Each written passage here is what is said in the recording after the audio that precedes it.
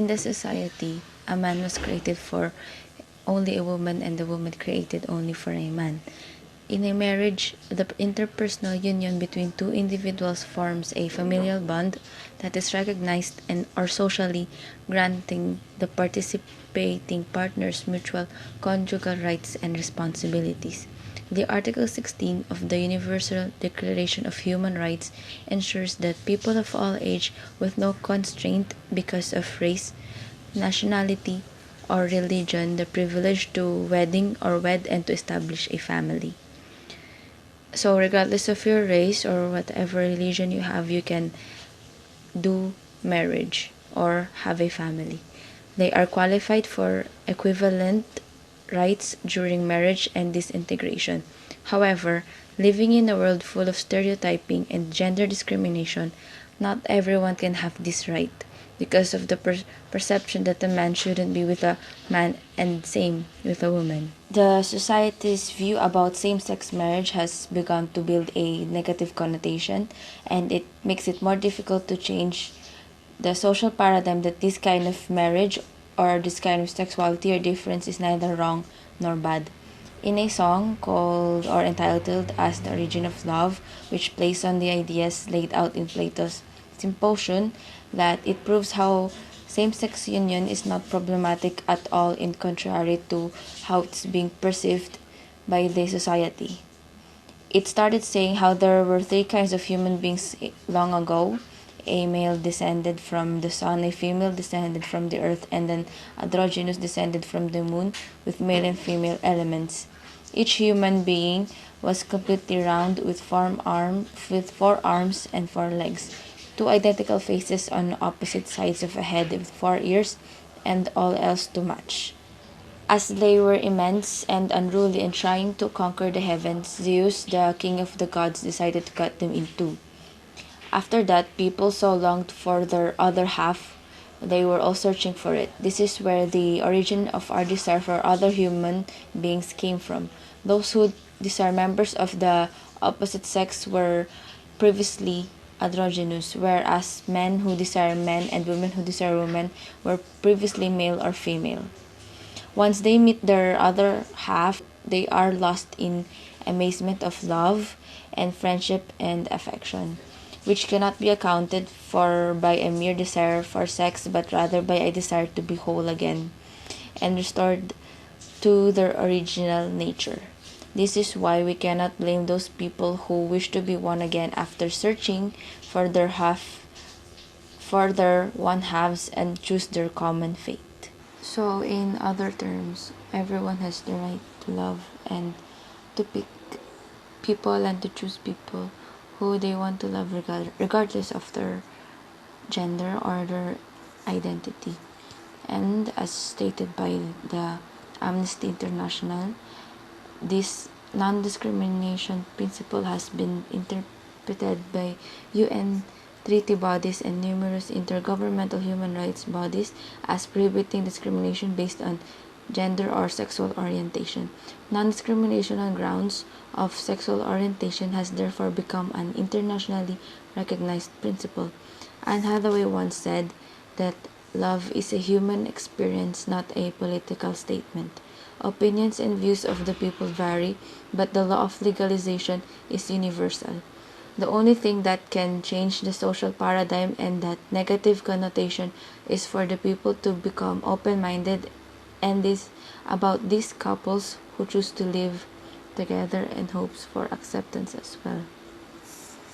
One, two. The only thing that can change the social paradigm and the negative connotation is for people to become more open about these couples and to let them choose who they want to love and hope for their acceptance as well. In addition to that, as what Judge Sarah Zabel said about gay marriage, serves only to her to discriminate, to deprive same-sex couples and their families of equal dignity, to label and treat them as second-class citizens, and to deem them unworthy of participation in one of the fundamental institutions of our society.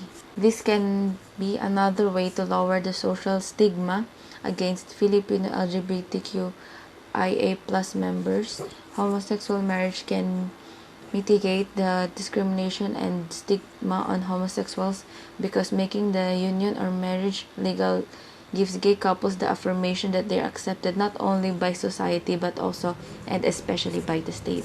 For so many years there have been stories about discrimination of homosexuals as well as crime committed against them, and they are harassed everywhere they go. Furthermore, this also promotes that no matter what race and age or no matter what sexual orientation, they are still humans who have the right to get the happiness and love and dignity that they deserve. So, in other terms, everyone has the right to love and to pick people and to choose people who they want to love regardless of their gender or their identity. And as stated by the Amnesty International, this non-discrimination principle has been interpreted by UN treaty bodies and numerous intergovernmental human rights bodies as prohibiting discrimination based on gender or sexual orientation. Non-discrimination on grounds of sexual orientation has therefore become an internationally recognized principle. Anne Hathaway once said that love is a human experience, not a political statement. Opinions and views of the people vary, but the law of legalization is universal. There should be a separation between the church and the state so that the LGBTQIA can enjoy their same-sex marriage, their weddings, because in religion, same-sex marriage is not allowed, but there is no law which states that same-sex marriage isn't allowed. That's why we should separate religion and the law in a country. Lastly, same-sex marriage will encourage closeted LGBTQ plus people to come out, to free themselves from hiding to the railings of fear discrimination. Their worries and fears of being treated differently will lessen the rate of suicidal LGBTQ plus people not only in the Philippines but also in the whole world. Since there is no existing study about the rate of suicide for these people, let us use and compare the situation in Sweden, in which suicide rates among those in same-sex relationships have fallen significantly in both Denmark and Sweden since the legalization of gay marriage. According to a study, although whatever their marital status, homosexual people remain more likely to take their own life. The joint study by the Danish Research Institute for Suicide Prevention and researchers from Stockholm University compared suicide rates for people with same-sex relationships and heterosexual relationships in the periods 1989 to 2002 and 2003 to 2016.